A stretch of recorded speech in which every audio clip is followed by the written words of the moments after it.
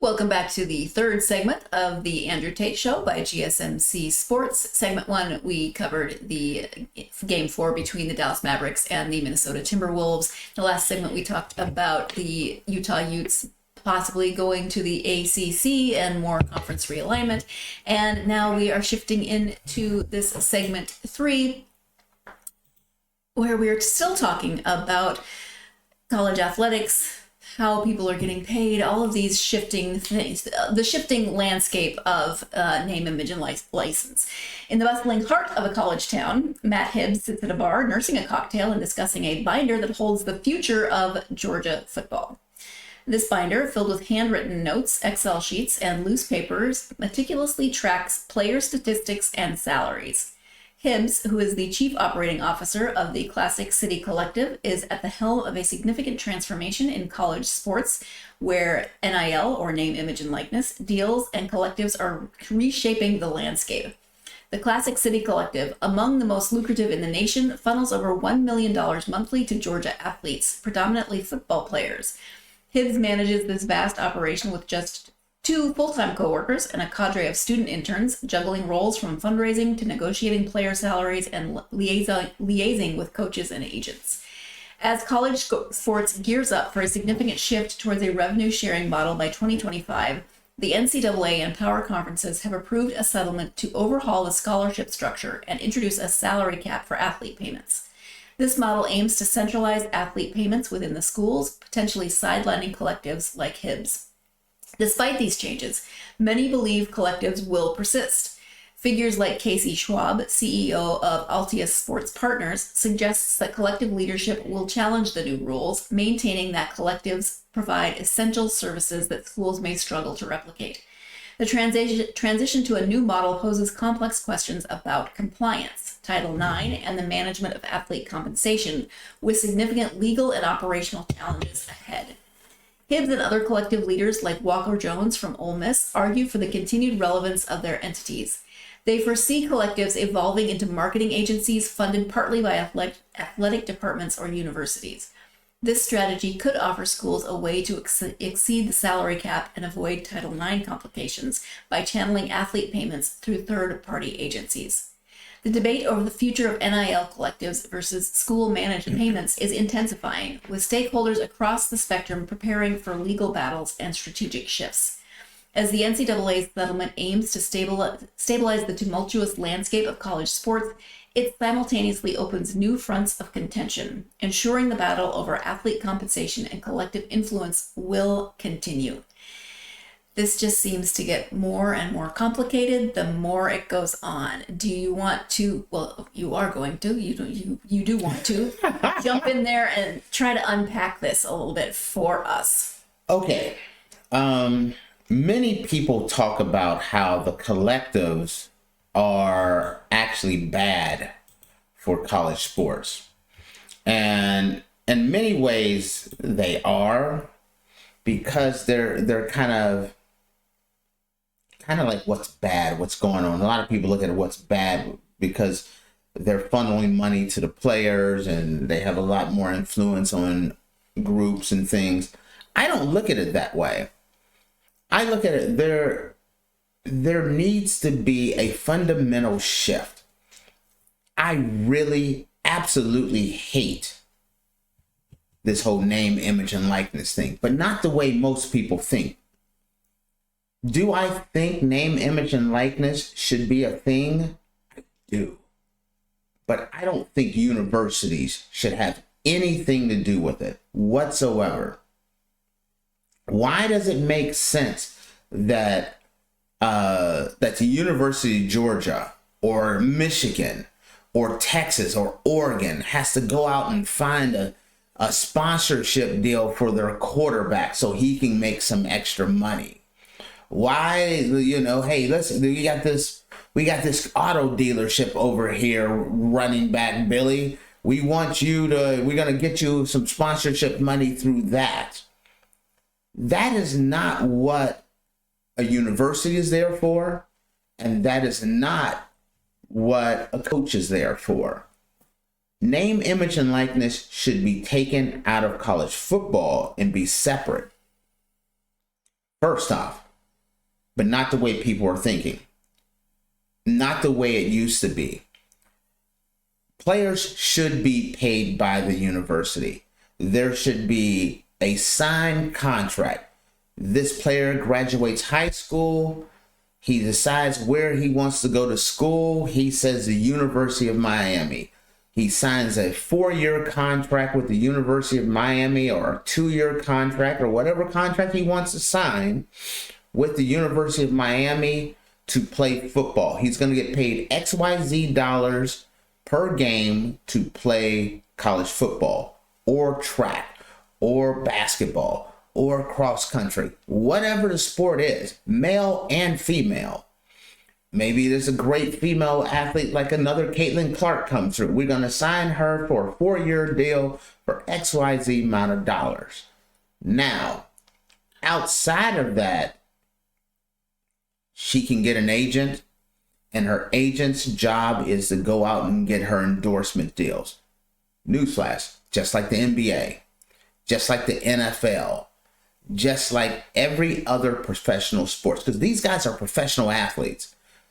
They used to be unofficial professional athletes, but guess what? They're now professional athletes. They get paid to play football. This settlement makes it so they can legally get paid to play football and basketball and track and softball and volleyball and everything else that goes into this. So make them professional athletes. Give them a contract. They've signed for XYZ number of years to play football. Okay? If you're worried about graduation, or you're worried about a kid being able to turn pro after their junior year, it's a 3-year contract. If you're a basketball player and you're a great guy, maybe you want to sign a 1-year deal or a 2-year deal. And that's what the university is doing. The coaches, he recruits and he coaches, and they sign the contract. But then anything outside of that, you go, and just like LeBron James, you have an agent that gets you endorsement deals. Just like Tom Brady or Patrick Mahomes, if you got an agent and you have that, the cachet out there, then your agent finds you endorsement deals. This whole collective, name, image, and likeness collective and things of that nature, working with universities and universities wanting to get a little hand in this, and they're controlling how much a player gets, is a bad move. It's kind of working toward their own interests in a way. They're trying to still control the player. The player has responsibilities on the field and to the school. That's what that salary is supposed to be for. You sign them to a contract, but get schools and universities and chancellors out of the name, image, and likeness. Why is an athletic director who's not an agent negotiating with auto dealerships and shoe companies and video games and apparel dealers and all this stuff, trying to work out deals so you can get a player to come play football for you, when that's not what they do? Schools teach, coaches recruit, coaches coach, agents work on endorsement deals. Pay the players, give them a contract, get collectives out of the university, out of college football, get the players a decent salary. If you're good enough to get a name, image, and likeness type of deal, that's something that you do with your agent, just like LeBron. LeBron is good enough that his name, his image, his likeness is worth having an agent where he can sign deals. No different. I strongly feel that universities should not be dealing with this whatsoever. Everyone's worried about this lawsuit. Well, my next lawsuit that I see coming down the pike is that there's going to be someone wising up and saying, hey, this university is not an agent, but they're controlling what kind of endorsement deals I'm getting. And that's not right. Pay the player, let the agent work on the deals. These should be two incredibly different things. And they're different parts of the world. And then you also, now you're paying players, you're giving them a contract. Now that also addresses the transfer portal. This guy is a free agent. Let's say he signs, if you're a good player, hey, I only want to sign a 1-year deal. Okay, I'm a free agent at the end of my freshman year. If you're not and you want a longer deal, hey, coach, I'm willing to sign a 2-year deal to come to, Georgia Tech. At the end of that 2 years, your contract's up, you're a free agent. You can re-sign, you can turn pro, or you can transfer. But that's the way it should be, not having a collective in there, not that address, not having name, image, and likeness being controlled, not being a Wild West where the transfer portal is everywhere. That's my solution and why I think it needs to be overhauled, and they're still setting themselves up for another lawsuit down the road. Well, from an outside perspective, having an agent makes more sense. Absolutely, it makes more sense. As just a normal person, don't want some random person negotiating my deals for me. I want somebody who has been trained in negotiating those deals, who knows what to look for, who knows where to go to find the best deal for me as the client, as the athlete. And not only that, it's a pay-for-play system. It's fraud anyway.